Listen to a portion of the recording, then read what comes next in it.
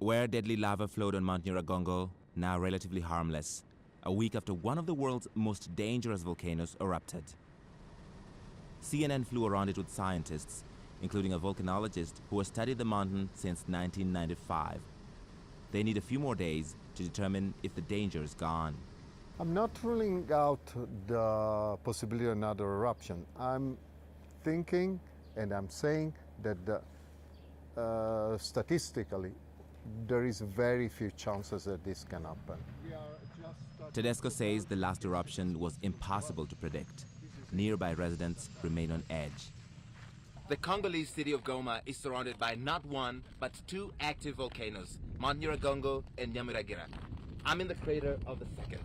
Any of these could erupt at any time, bringing death and destruction in their wake. The pain of the first eruption still burns. Immaculée Kavira returns to where her home used to be. I don't know how I'm going to get another house. Even my entire business got burnt in the house. She's stranded with 6 children and no income.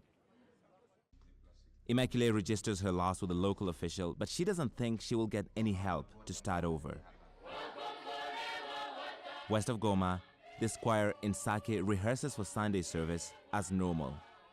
But church is already full, with a congregation of internally displaced people. They are among the 400,000 that fled. Without shelter for those evacuated, they ended up wherever they were welcome, even on strangers' front porches. Agnes Milongo worries that too many people crowded in small spaces could make them sick. We know that cholera is in this area, so it's dangerous. There are limited toilet facilities and they are not hygienic. And then we're also afraid that we might get COVID because we don't even have masks. A day after CNN spoke to Agnes, she went back home, against government advice.